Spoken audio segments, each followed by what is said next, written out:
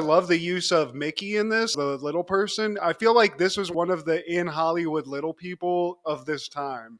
Urkelcop hears this and is like, "Whoop, whoop, whoop, whoop," and just like a coat hanger or something. Well, I talked to him and then blah, blah, blah. And then after they asked me this, I was like, and then after that, I was like, Shut up! "Ugh."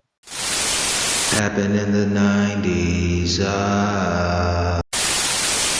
We've talked about ad nauseum how great season 2 of Martin is, Mm, and how it's one of the best seasons in television, in sitcom history. ever.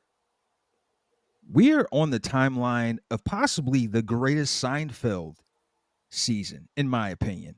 I feel like the only thing that's missing for me is the soup Nazi. I believe we covered that last year, and so I think that was the season prior to this one that we're going to cover. But man, it's got some hitters. Like it starts the season off with George's fiance passing away. It was that whole angle from the previous season, and I mean we've covered the little kicks.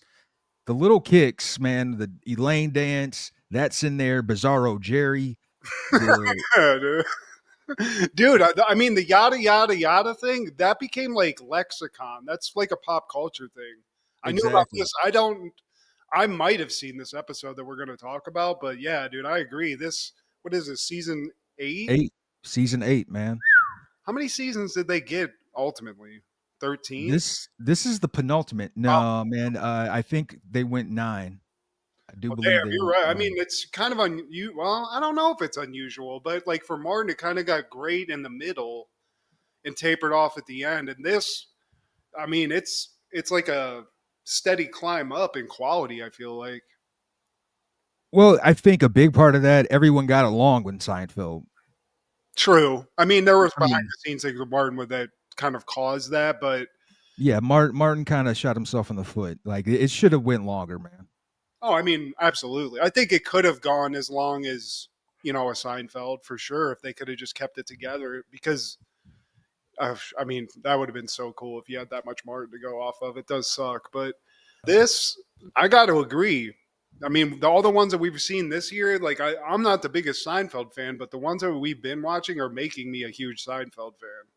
And it's a credit to them. If you're trying to keep track of all like the little details in these episodes, it's a Yeah. motherfucker to try to do because they're calling back to other episodes. They're calling back to little things in this episode.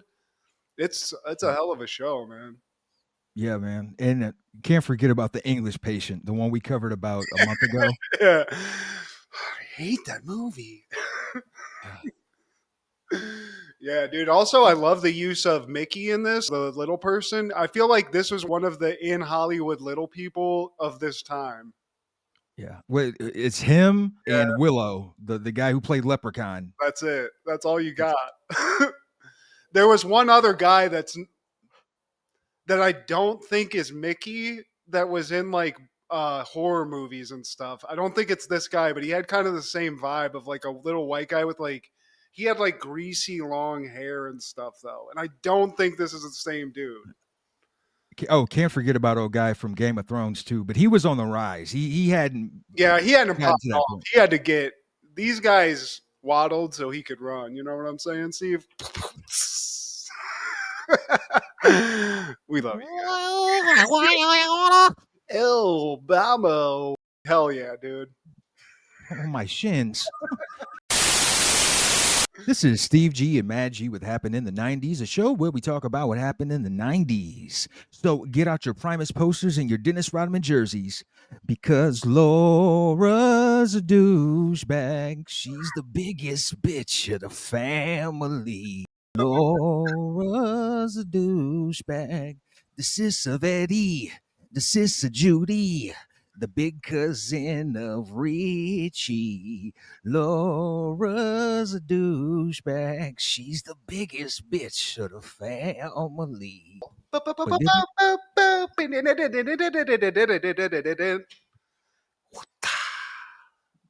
Hell yeah, dude. Also, yeah, Laura, I'm gonna go on record here, Steve. We don't need her anymore. We don't need this character anymore. She's gone. Steve should have been like, bye, and just kicked her to the curb, and then we don't have to see her again. Oh, they should have gave her the Sister Judy treatment. Yep. Hit the bricks, sis. Today, my friend, we're talking all things April 24th in the 90s. Starting off in 1992, Family Matters is airing Season 3, Episode 23, Robo-Nerd 2. A reprogrammed Urkelbot is sent to fight crime and proves to be instrumental in foiling a serial convenience store robber. Meanwhile, the women find out, to their horror, that a new shampoo has caused them to go bald. Lawsuit. I don't like Urkel's just, and we've seen these machines that this guy's making in private. He's got too much power, Steve. I don't know where you get all of the hardware to make these robots and these machines. If he's like going to Russia, he's doing the black market shit, but we got a bigger problem on our hand than a guy robbing convenience stores, because there's a little nerd in Chicago that's building possibly war technology, Steve, if I'm looking at this correctly. He did create an atomic bomb, but that episode, it was all a dream. Didn't he create a time machine too? He created a time machine. He created a cool machine so he could just get sniz at will.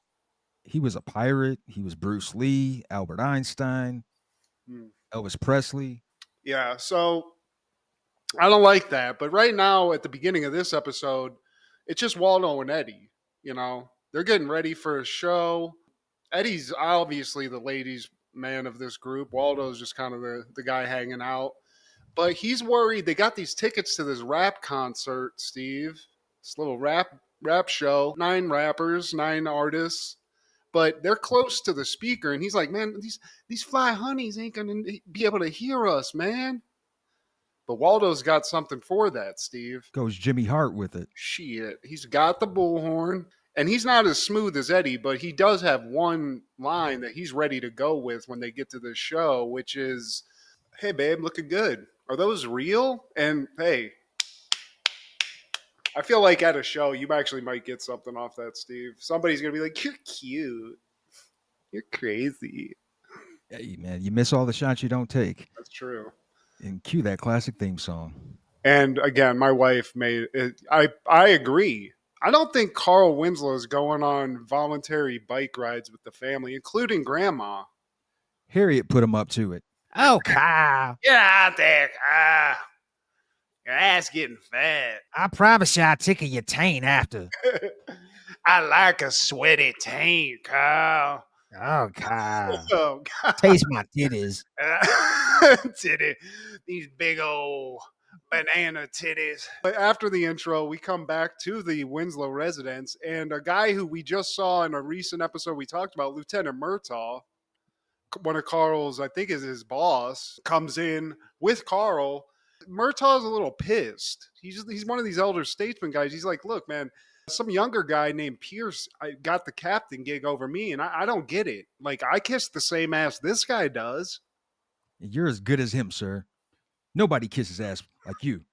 You kiss the best ass, sir. I mean, Carl Winslow is going to be a great politician someday, but he's just trying to give his boss a little props. And then Steve comes in. He's trying to fix Urkelbot is basically what he's talking about, because we didn't see it, but in a previous episode, the Urkelbot that he created fell in love with Laura, I believe, and it caused a lot of shenanigans. So that's what he's doing. He's trying to fix it. He figured out what happened, and he's trying to tinker with it. But the robot hit him, Steve. Yeah. And then after that, it finally hit him.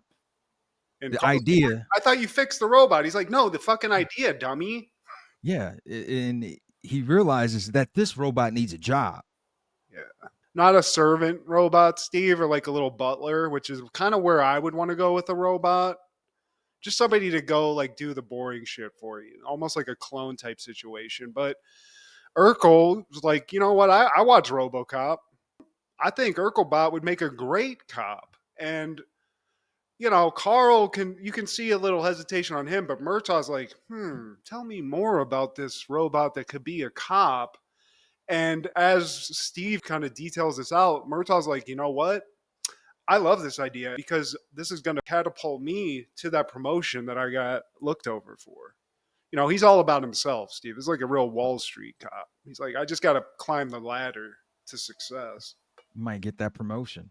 And then later, we cut to the kitchen, and the Winslow women and Rachel, they're in there just talking. And then Laura comes in there, and she has this idea, this grand idea to make some real money. She's going to be a distributor for Lauren Niece Cosmetics, but she only needs $400. And she asks each of the ladies to chip in 100. She already has 100 to cover it.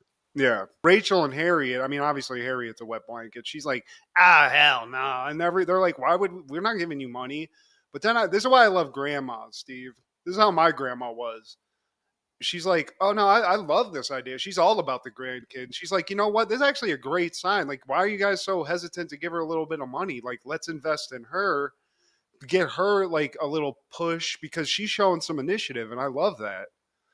You know, and the Rachel and Harriet are like, yeah, you're actually right. Let's do this. We're going to make this investment. So they start writing a check to Laura. And I do love grandma's like, I'm a little light on the account. So if you could just throw my hundo in, I'll give you an IOU. Okay, ladies?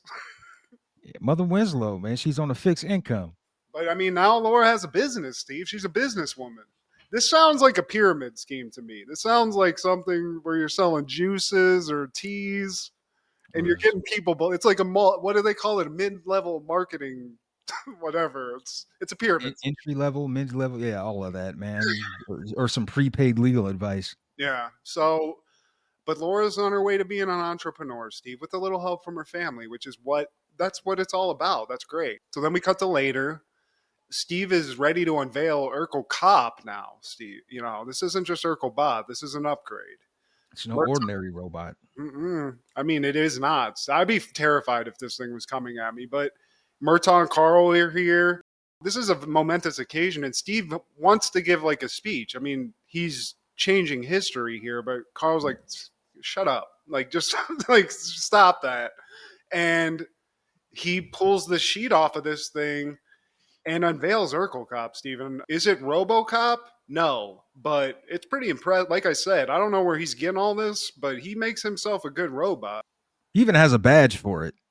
And it does impressions. It does a little Arnold, Hasta La Vista, baby. Does some Clint Eastwood, some Kojak, some Dragnet. And Murtaugh asks, like, so what happens in case a cop is in an emergency situation? Call for backup. Yeah, it knows, Steve. If it was real, it'd be like, shoot them. You know, immediately kill them if they're not white. They're like, wait, whoa, what is this? What book did you teach him? This is the Irish cop manual. I don't know what to tell you. And Murtaugh tells Winslow, say hello to your new partner. If you can catch this guy that did 19 robberies, I'll get that promotion. Yeah. So he's like, hey, here's this impossible task. Now you're partnered up with this killer robot. Fix this.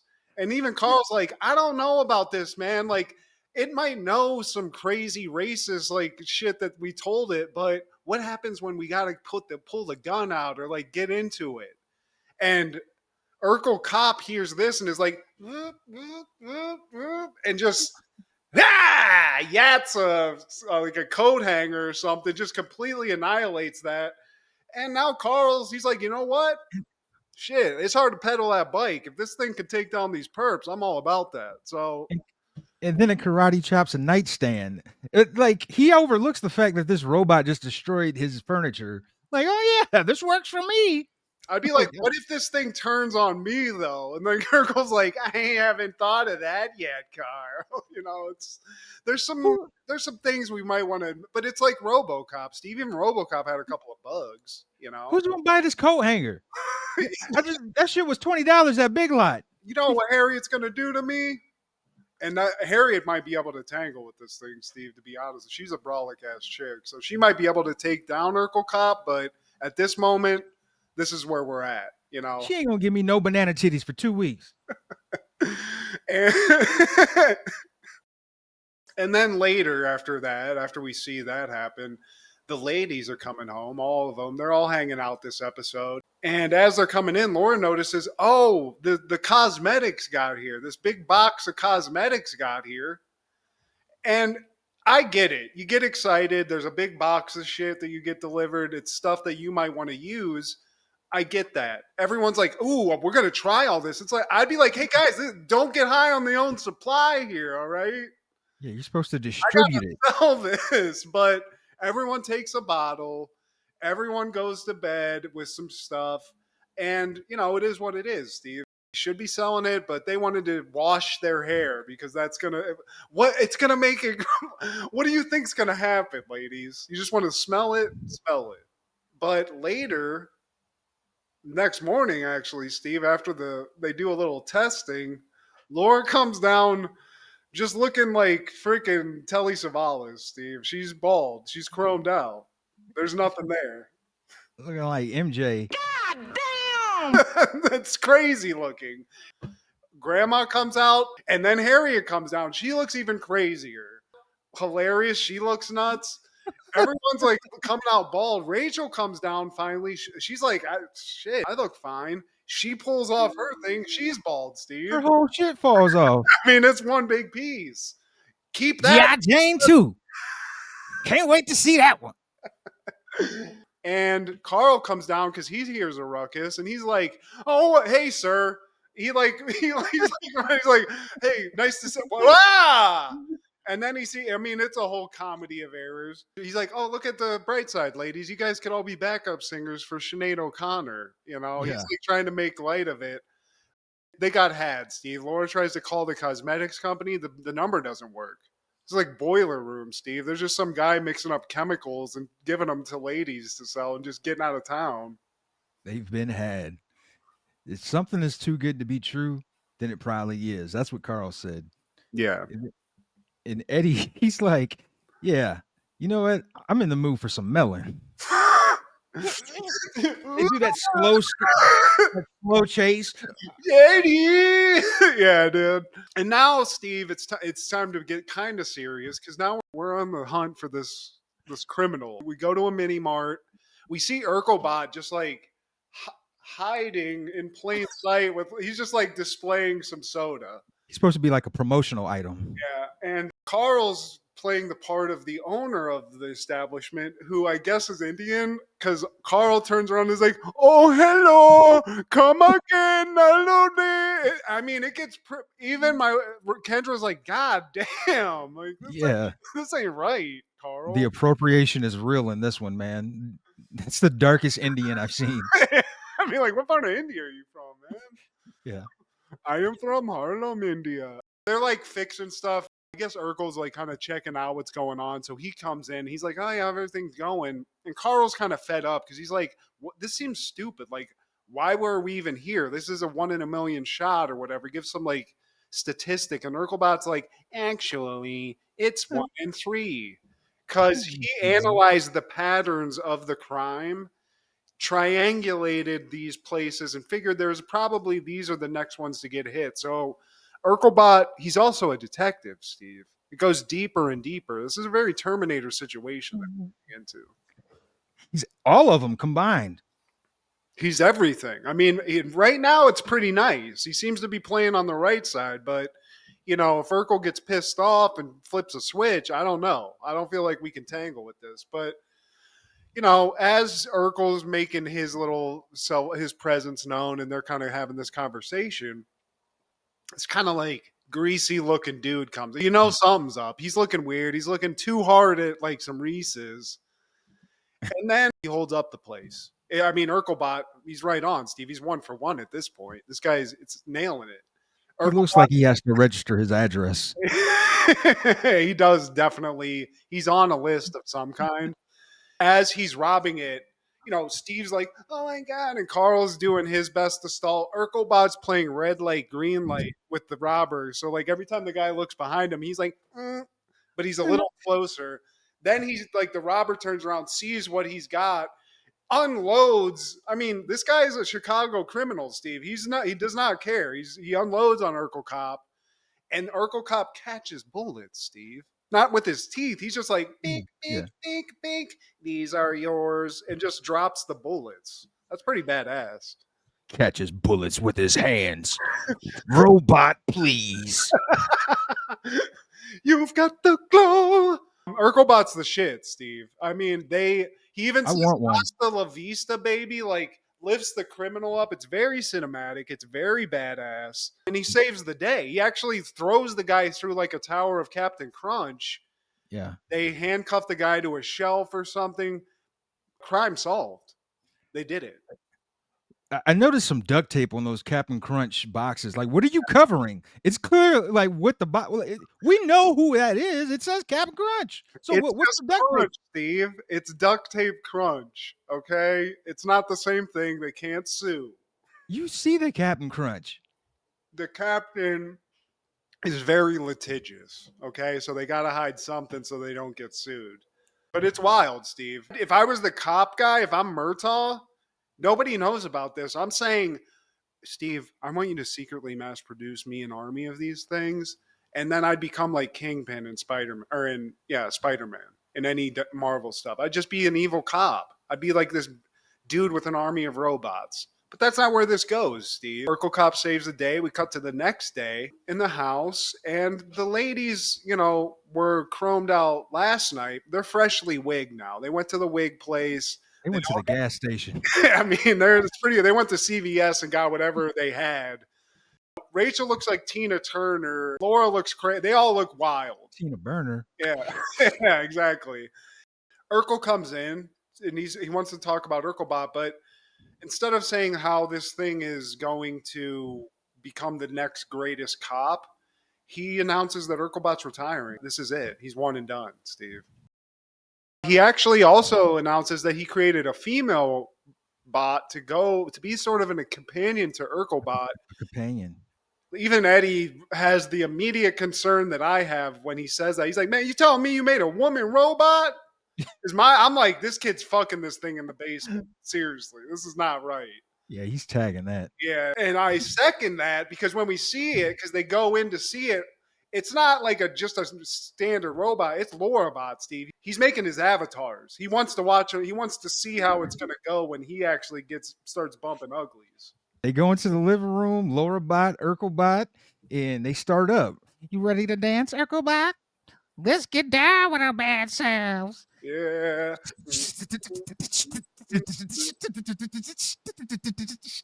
Too cold, Scorpio. So yeah, Steve can create killer robots or dancing robots. Really, kind of a whatever you want.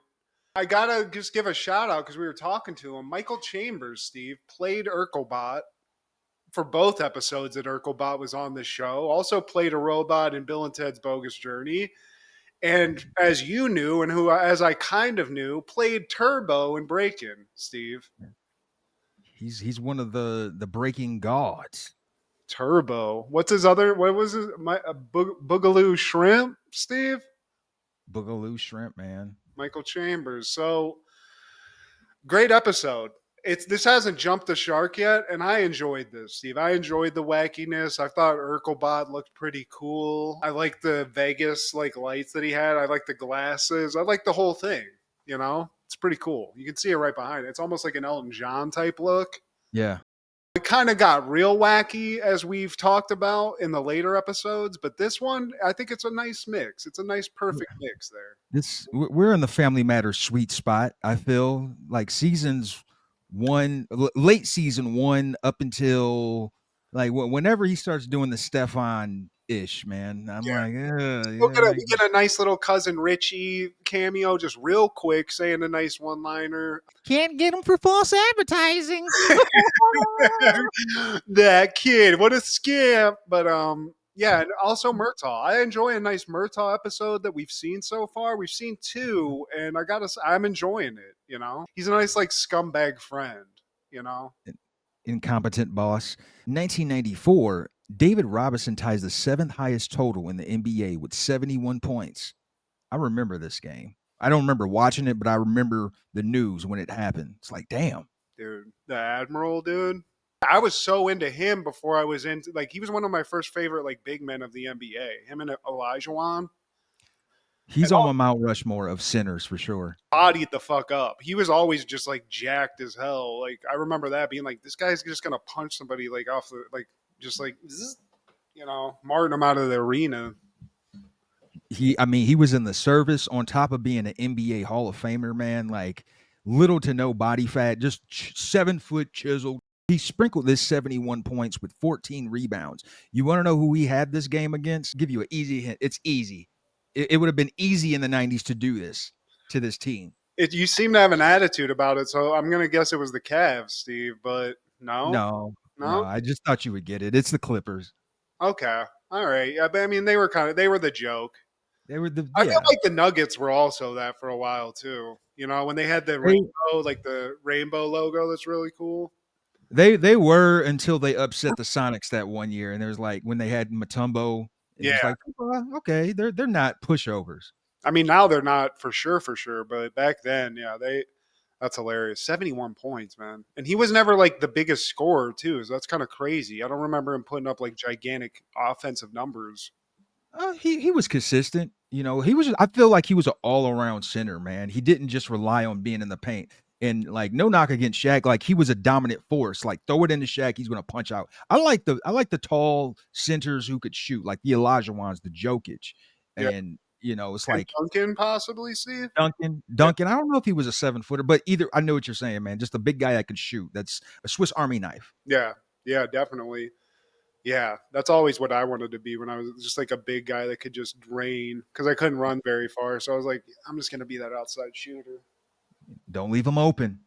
On that same day in 94, Ohio State defensive tackle Dan Wilkinson is the first pick by the Cincinnati Bengals in the NFL draft. The Ohio State. I don't remember this name specifically, Steve. I remember I've heard Dan Wilkinson. And is he a Hall of Famer? Like sometimes these guys, they are legendary. It's like Joe Thomas for the. He's not a Hall of Famer. Okay.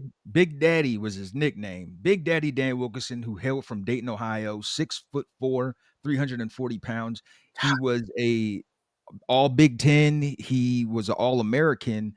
He didn't make much out of his pro career. He played from 94 to 2006. Actually, I take that back. That's a decent career, especially for a. That's pretty decent. Yeah, he spent his first like 3 seasons with the Bengals. Then he went to the Redskins for 4, went to the Lions for 2 years, and then the Dolphins for 1 year.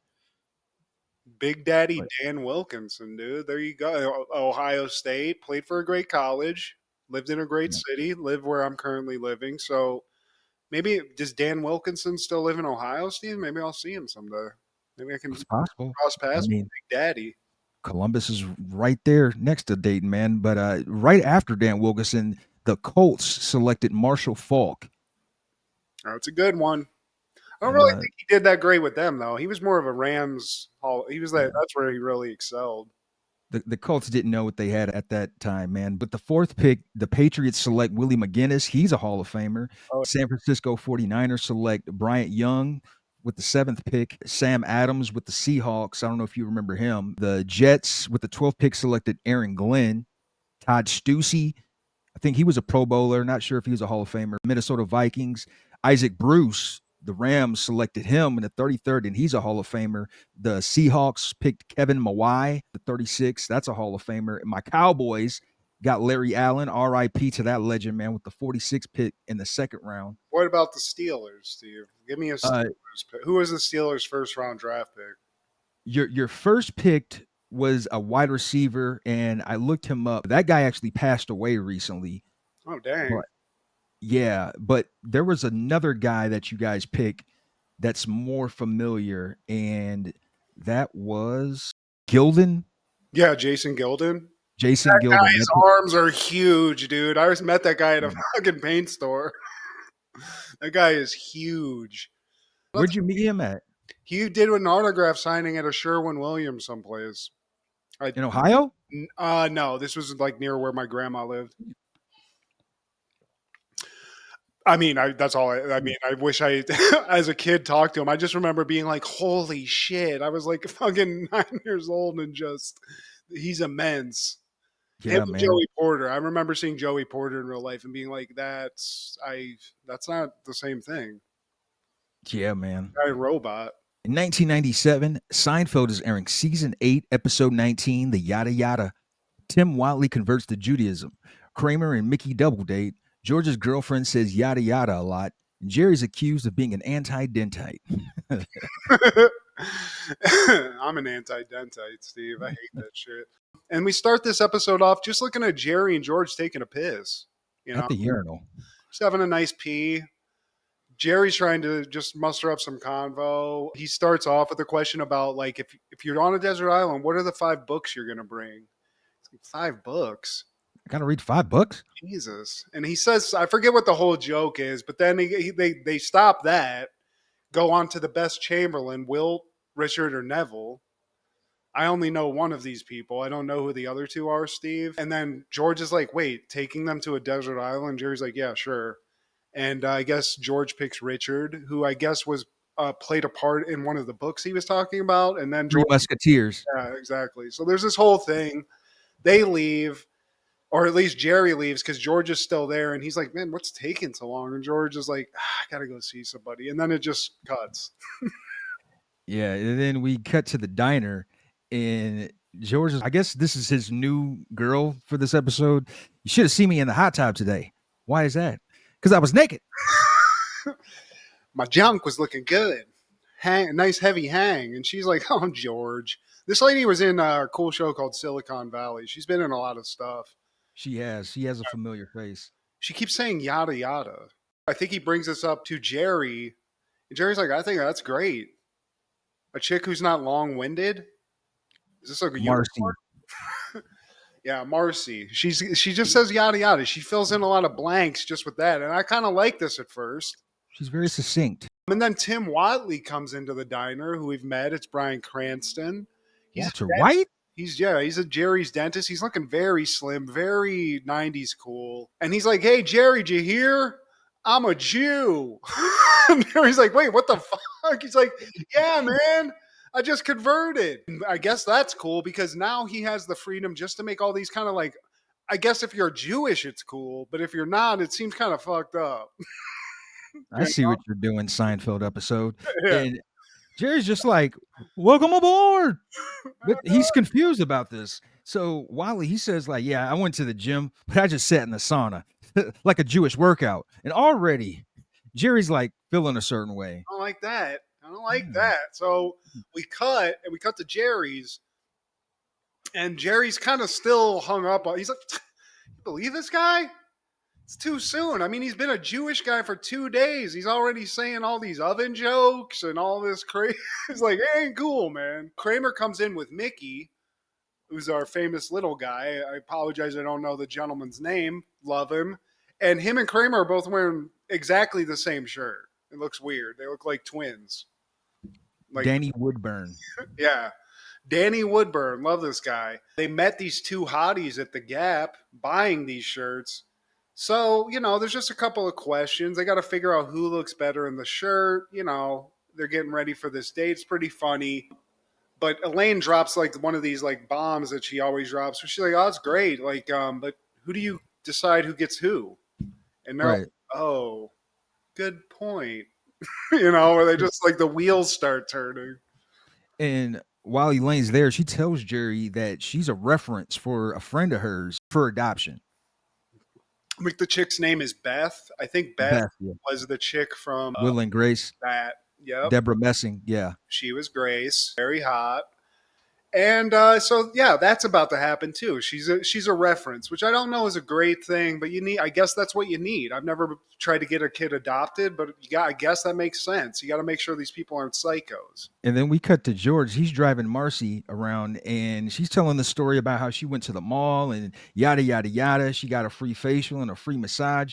And then George's parents come up in the conversation, and she asks, were you ever close to your parents? Oh, well, they birthed me and yada, yada, yada. And right now, George is loving this yada yada. It gets you out of all those embarrassing things, He's taking a liking to this yada, yada. He's like, I was confused at first, but then you start seeing it in his face where you're like, yeah, I think this is going to work out. He likes, what's her name, Marcy. She's giving him this new gift of how to get out of some awkwardness. So things are going pretty good for George right now. But on the opposite side of that, Mickey and Kramer's date, shit isn't going good. They got two pretty good looking chicks, which is crazy because these chicks agreed to go out with that little guy and Kramer, who it's like, what kind of fucking standards? What kind of weird shit is going on? Hey, it's New York, baby. I guess so. I mean, well, you never know who you can get, but shit's getting confusing. They don't know which girl they want to be. They're on one side of the table, the chicks are on the other. They keep going back and forth. They're competing with facts. You know, Mickey's like, yeah, my dick's 12 inches. And Kramer's like, that's crazy because mine's 30. You know, I, like, all right, whatever. I'm a serious actor. I like how Mickey says, I own a tuxedo. Like, what do we do with that information? Great. You know, and these chicks are just, but they're still there. They're They're still not there after all of this. taking a free meal, Steve. These hoes desperate. So that's happening. You know, we don't know where that's going to go. It doesn't look great. So then we cut to Elaine at this adoption meeting, and she's the reference for Beth and Arnie, the couple who's trying to adopt. And she's like, the guy's just kind of like this nerdy dude, and he's like asking her just like, you know, general questions. It's hard to fuck up. And she's like, yeah, you know, they're pretty cool. I'm trying to think, like, what story can I tell? And she's like, oh, that's actually a pretty funny story. One time we were going to this movie Striptease. Have you ever seen it? And the guy's like, no. And she's like, well, it doesn't matter, Striptease. So we're sitting next to each other. I'm saying something to Beth, and Arnie just leans over and is like, will you shut the hell up? Like, really crazy. And at that moment, you can tell that Elaine's like, oh, shit. They're really great people. And the adoption guy's like, all right. And you could see him like putting no on like the paper, basically. Cut to the dentist. Jerry's waiting for his dentist, Whatley, to come in. But as he's waiting, for some reason, George is like constantly just like popping in, like, hey, Jerry, what's up? Like, he's ever. He knew he had an appointment. I guess you're right. He knows the schedule. So he's sitting there talking. Tim comes in to give the checkup. George is immediately ushered away. And as soon as Tim gets into this checkup, I mean, he's back into the J jokes, Steve. We're getting into a lot of really, it's not anti-Semitic because he's Jewish, but it's just off color, you know? Did you hear the one about the rabbi and the pastor's daughter? Hey, assistant, get me a stickle of fluoride. Stickle? Oh. Give me a schmear. Like, so Jerry, again, we cut away from that to Jerry's. He's on 10, Steve. He's like talking to Elaine like, this guy said shtickle, okay? He's saying all this Jew. I don't know if he's trying to like prompt me into a fight or if he's just like one of the bros now, but it's sticking in my craw, you know? I'm convinced that he converted to Judaism just for the jokes. Which, I mean, he's a comedian, Steve. Like, he is right. This is his mentality. And he's like, look, man, like, shit. Jerry's like, maybe I need to do this.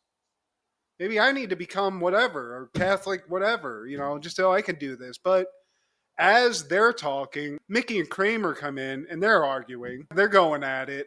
They have no idea who's going to get who still from this double date. And shit's getting heated to the point where he has to get held back, Steve. Yeah, because Kramer's like, yeah, apparently everyone's your type. What do you mean by that? Well, you've been married 3 times. Yeah, like, bro. Fucking Mickey's just ready to unload, Steve. He's gonna hit those shins hard. But Elaine's again with this, whatever you want to call it, advice. She's like, guys, shut up. Here's what you do. Don't give these chicks any option. You guys sit on opposite sides of the table. You see what chick wants to sit next to you. You're good to go. And they're like, this chick's a genius. She keeps coming up with these great ideas. So that's happening. That's in the air. Cut to the diner, and George is with Marcy again. He's yada-yadaing his way through the story of his ex-wife dying, Steve. Yeah. He's like, yeah, I was engaged, yada, yada. We got some invitations. She licked them, yada, yada. She's gone. And I'm living my life, yada, yada. I mean, he didn't say she was gone because she asked, like, so what did she do? Yada, yada. But then Marcy throws a whole big wrench into this yada machine where she's like, yeah, that's crazy. My ex came over to my apartment last night, yada, yada, yada. I am tired as hell this morning. And George's like, Whoa. what? Can we go back to that second yada? Because what was that? Yeah. We cut to Elaine. She's walking outside and she's approached by Beth and Arnie. And they tell her that they got rejected. They can't have a child because apparently Arnie has a violent temper. We're just retracing our steps and asking people what they said about us on our behalf. And well, I told them that you were kind people and Arnie's a movie buff and yada, yada, yada. That's it. That's all of it. Elaine's responsible for tearing this couple to shreds, basically, just through a comment. She's sitting there in the street with that. We cut to Whatley again, and Jerry is waiting and sees Whatley making a joke with the minister, Catholic minister, Stephen. He's making Catholic jokes now. Which, it's like, come on, man. You can't live in the same two pools. You can't keep going back and forth here. You're either making Jewish jokes. He doesn't like it, Steve. Did you hear the one about the Pope, Raquel Welch, and the lifeboat? Whatley. Fucking guy. At dinner, then, Kramer and Mickey, with this new advice that Elaine gave them, they're trying to show up early.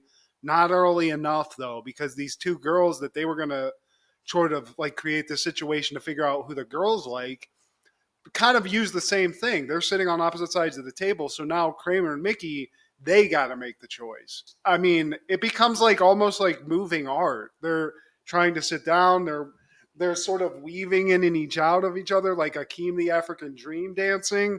And they're just trying to kind of vibe with both chicks at the same time. And it just is creating a weirdness, you know? Which one is Julie? I don't know. I didn't get a name, man. So they're stuck right now. We don't know where that's gonna go. We know Mickey's gonna blast out one of these chicks' backs at some point. But then we cut back to Jerry's apartment, and every time we cut, the first thing we hear about is this Whatley guy and these off-color jokes. He's like, now this guy's making Catholic jokes. Okay, does this guy have any shame? Does this guy have any morals? And then we find out Elaine's taking Beth and Arnie to lunch because she feels bad now. Yeah. Poor Beth. I mean, it's something. They might not be able to have a kid, but maybe they'll get a nice tuna melt, at the diner. Cutting back to what Jerry was saying, he did have a funny, like, little joke about that where he's like, he's trying to get total joke immunity. If he gets Polish citizenship, there's no boundaries to this. This guy's telling every bad joke in the book. So Elaine, Jerry, they're having their own situations. George comes in and he tells him about the yada yada that he heard in the diner. And he's like, I don't even know where to go with this. Like, she yada yada. And I think Jerry's like, she yada yada sex? And Elaine's like, yeah, I mean, I yada yada sex. And they're like, what? Their minds blown, Steve. You yada yada sex? Of course. We cut back to the diner and George is talking to Beth. We find out that her ex went back to Seattle. It's like, yeah, I was coming out of the shower and then yada, yada, yada. And George has had enough at this point. He's like, look, enough with the yada yadas. Tell me, let's go into detail. What about the free facial, the free massage? Well, okay, so let's start off with I stole a watch. And then after that, I went upstairs at the mall and got a massage and a facial, and I skipped out on the bill. Yeah, so maybe she should be including those yada yadas because they were glancing over real big red flags, Steve. This chick's into shoplifting. It's crazy. She's like, yeah, and then yada, I went down to the garage, yada yada. This guy's dead. And you're just sitting there like, how many crimes? Is this freaking Scarface? Now, back to you, George. You told me you were engaged. So what's up with that? And then before he says anything, we cut away to Jerry at a confessional. And he's talking to the father and he tells him about Whatley. He's like, look, I'm convinced that this dentist is converting solely for the jokes. And he tells the priest that, like, I'm a Jewish person, by the way. Oh, that's not a sin. But so does this offend you as a Jewish person? It offends me as a comedian. And Jerry tells him like the Catholic joke and the guy loves it. You know, he's like, he's like, that's great. That's great stuff. And then I think Jerry tells like a dentist. What is the other joke he tells? What's the difference between a dentist and a sadist? It's newer magazines. And the father does not like that. He's like, yeah, that's great. He doesn't get any reaction. He bombs in the confessional. And does George come into the confessional, Steve? George burst into the confessional. Yeah, so he's not a great Catholic, Steve. I don't know if Jerry's going to be able to go over to that side, but at least he tried. Cut to Kramer then. He's showing up to one of the chicks. He's decided on one of the Julie. chicks, Julie. So he's at her place. She answers the door. We find out Julie's got two little people as parents. She's a normal chick, two little people, and they're just like, hey, and this ain't going to work. He's got a little guy. He can't. They got more in common, Steve. Yeah, so light bulbs go off in Kramer's head, and like the dad looked familiar. That dad is one of the members of the Lollipop Guild. No shit. Goes that far back, yes. He looked old in the episode. That's crazy, though. Wow. When did they shoot that? How old is that guy in this? Well, Wizard of Oz came out in 1939, and this episode was 97, I believe. Yeah. See, wow. Was he? Wow, that's a whole other wormhole. That's crazy. That guy he was in Wizard of Oz. That's hilarious. Cut to the diner, and Arnie, the now not adopting parent, is talking to Elaine about the yada yada that she had explained in the streets. While she's explaining the whole thing, Arnie just tells her to shut up again, basically. And she's like, oh, I don't like that. Because she's continuing it. She's just like, well, I talked to him and then blah, blah, blah. And then after they asked me this, I was like, and then after that, I was like, shut up. And then she's like, well, that's actually, you know what? That's why you're not getting a kid. Okay. That shit I right told there. him about the whole theater thing. You telling me to shut up. And the adoption guy, he did not like that. So Arnie says he's pissed, but she's like, you know what? I'm going to go back there. I'm going to cool it off. I'm gonna make sure you get a kid. And he's like, okay, don't screw it up this time. And just like brushes out. And she's like, man, I do not like that. That Arnie, he's a very angry man. Not a fan of the yelling. Cut to Tim Whatley, DDS's office. And Jerry's in the middle of a very painful procedure, apparently. He's just like, God damn, like, hey, Tim, are you almost done here? Because this is excruciating. And Tim's almost gone psycho at this point where he's like, oh, we're just getting started, Jerry. And he's like touching the tool and stuff. After all, I'm just a sadist. Father Curtis told me about your little joke. You have no idea what my people have been through. What, Jewish people? No, dentists. You're an anti-dentite. The dental joke really hurt Tim, Steve. He didn't like that. And as a Jewish man, it just, he's gone through enough. How dare you? Cut to Jerry's. Kramer's on the phone talking to Karen, the other chick, I think. Or is he talking to Julie? I lost track. But he's talking to somebody, and basically Jerry's like, wait, I thought you liked the other chick. He's like, it's not going to work out. She's got little people as parents, so, Mickey's going to have to hit that one. And then they get into this whole conversation that I think is pretty accurate, because I was very surprised about this, how little people can get smang and give birth to a normal-sized person. It seems weird, but it happens. It happens. So just a little more for everybody out there. Don't you just, if you're hanging out with a big chick, she might have two little people parents. You just never know. There was actually a movie about this that Matthew McConaughey made.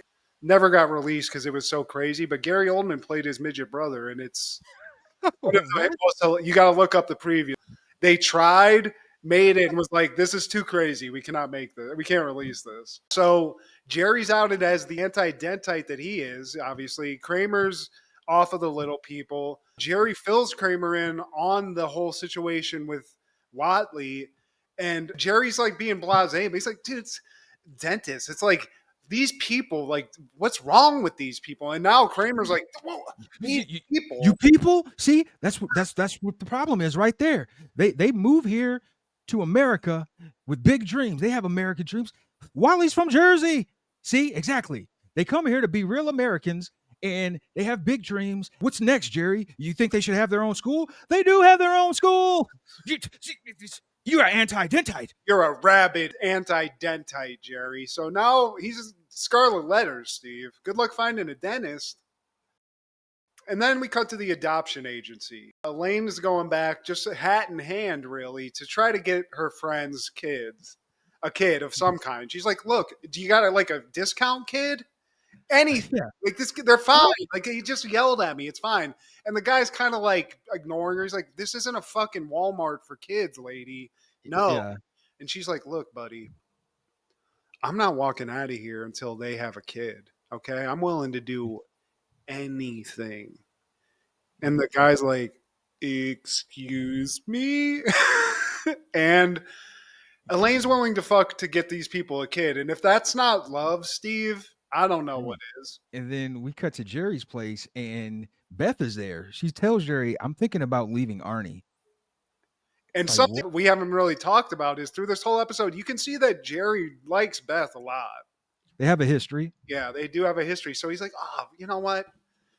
He plays the scumbag right here because he's like, forget about Arnie. Forget about that loser. You know, he's nothing. You should just come down and sit in my place for a little bit. Let's get closer. You know, so he steps right in, Steve. It's like, I can get your kid right now. And Beth's just wondering, like, why would Elaine do that? Because she found out that she went on a lunch with Arnie. And so she's thinking that her and Arnie are having a fling. And that's supposed to be her homegirl. And like, as they're having this conversation, Mickey comes in with Karen. And he's like, Karen and I are getting married. Come to the wedding. And it's like, all right, they move fast in New York, Steve. You need to pay rent. So if you can double up on that, that's why they get married so quick there. And Jerry tells Mickey, like, yeah, her marriage is just ending. And Mickey's like, what marriage is that? Her second? Ah, you're a lightweight. Come on, honey. He just gives her a nice slap on the ass. They got to go to a wedding, Steve. Cut to the church. We're at the wedding. Jerry comes in with Beth, who's newly single.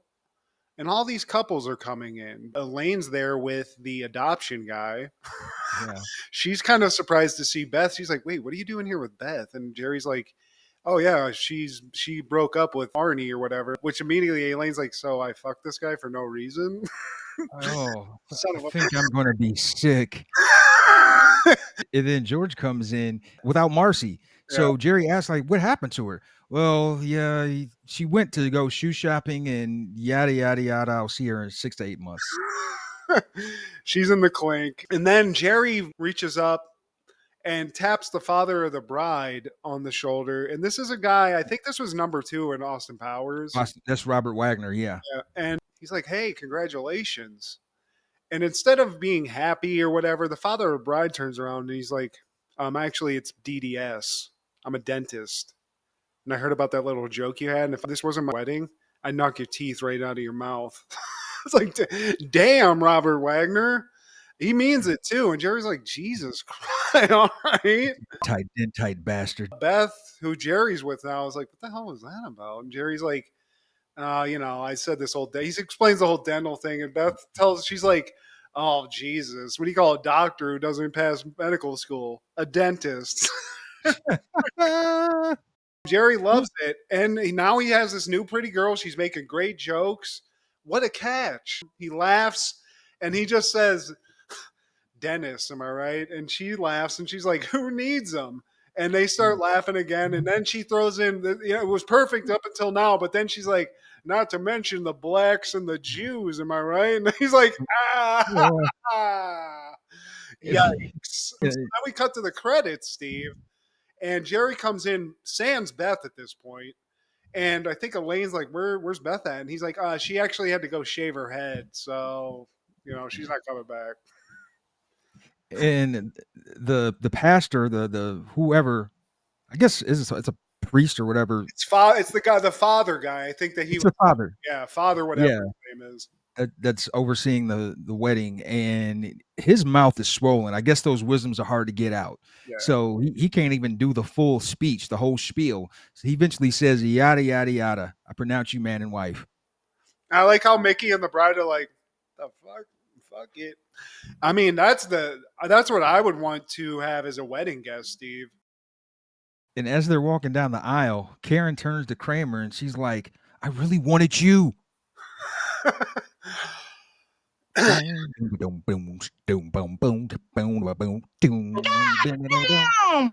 Kramer's just not having it this episode, but shout out to Mickey, Steve. That's how good that little person Dick is. Couple of dates, and she's like, I gotta have it. That following year, 1998, the big hit premieres. Socially anxious hitman Melvin Smiley, an expert in his lucrative field, goes on a job and falls in love with his kidnapping victim, turning his world upside down. Directed by Shi Kirk Wong, starring Mark Wahlberg, Lou Diamond Phillips, Christina Applegate, Avery Brooks, Bokeem Woodbine, Antonio Sabato Jr., Lane Kazan, Elliot Gould, and Leela Rashan. Antonio Sabato Jr., gotta go get some robot cars and kill these people, okay? This movie sucks, Steve. I remember being excited about this because it had like this very sort of cool look to it. It was very like slick looking, fast editing. I remember the preview. Lou Diamond Phillips is cool as hell in this, as he I always. like, LDP yeah. is cool in it. But I just remember walking away from this being like, this movie kind of sucked. I remember that last scene because I felt like, man, I kind of feel like I've seen this movie, but then the last scene happened, that little shootout fight between Marky Mark and Lou Diamond Phillips. It's like, dude, Matt had this movie. You had this movie. I had the movie, Steve, for Yes, sure. we watched this together. I remember watching this in the smoking Napoleon room, man. It's just not good. It's one of those where it's just like everything looks cool. Everything should be there, but it just doesn't end up working out too well. But we get all these hitters. It's cool to see Lou Diamond Phillips in this kind of role, like just a cool killer, cool look. He has like the real, just like fucking tightened up like beard game and shit. So we get Bokeem Woodbine too. Who at this point was like sort of new on the scene, so he was always like sort of a real menacing dude in the '90s. Evil Dave Chappelle is what a lot of people have started calling him. Yeah, oh yeah. And I like Antonio Sabato Jr. also, honestly. Like he's cool in this, but the movie sucks. You got to see Kelly Bundy. You didn't see her in too many movie roles in these days, man, or movie roles, period. And then Leela Rashan. Oh my god. Yeah, I mean, for sure. Like I said, there's something about whoever the like the director of photography, the guy who lit this and shot it, made it look badass. But yeah, it just didn't add up well. But shout out, dude. We get a lot of cool people. Even Elliot Gould is in this. Elliot Gould, yeah. Avery Brooks. I don't know if you remember Spencer for Hire back in the '80s. He was the partner. He would always be like Spencer. Okay, all right. He's the suave bald brother. Who is Avery? Okay. Avery Brooks was also in American History X. I think he was the teacher. He was Edward Furlong's teacher that like tried to show him different, or like I think because he used to be. His name was Sweeney, and I don't remember. So he wasn't the main guy that Edward Norton hung out with. He was like, I think he's one of the guys that Edward Norton might have fucked with when he was a racist.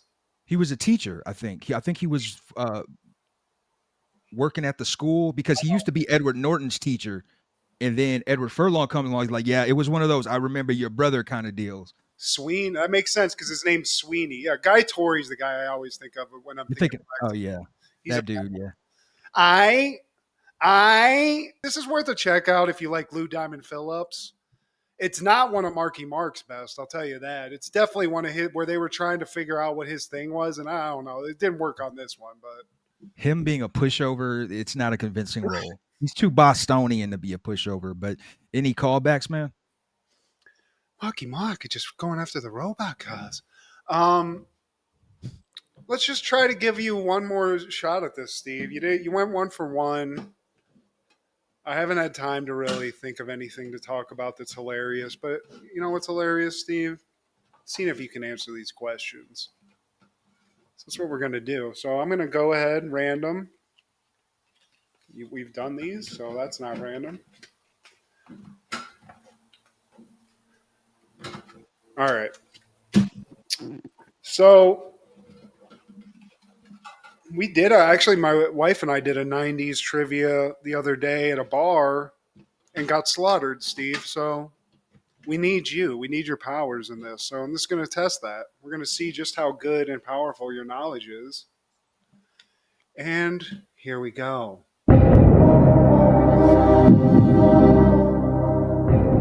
Which Shakespeare play was the film 10 Things I Hate About You based on?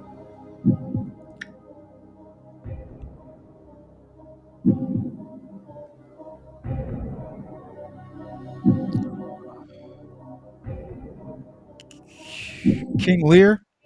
The Taming of the Shrew, Steve. Taming of You might go 0 for 0 on this. I'm sorry. I believe in you, but Fuck this card. who killed Laura Palmer in Twin Peaks? Oh, damn it. No, yeah, that was never really my thing. It was her father. Her father. Damn it. Spoiler alert, but it's okay, Steve. We all have off days. I didn't like Twin Peaks. It freaked me out with the another thing with little people that freaked me out. But like the that's what I didn't like. So sorry. I'm sorry to make a mockery of your trivia knowledge, but you're gonna go 2 for 2 next week. I can feel it. You're gonna get yours, black boy. Black boy. Wait till tomorrow. What about But you? Let's hear what you got to say. all I got, man, is 92. Dinosaurs is airing leader of the pack, and Robbie joins a gang. Not just joins a gang, but he becomes a leader of the gang because of some misinformation. They thought that the gang members thought that Robbie killed their leader, so he becomes the de facto leader. Come to find out that the leader just got smashed one night and they couldn't find him. He like blacked out and he comes back and they're like, "Oh, dude, you're alive. So what do we do with this guy now?" Kill his ass.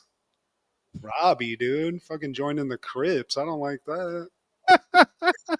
But please like, share, subscribe, and comment. Please tell your sister, yada, yada, yada.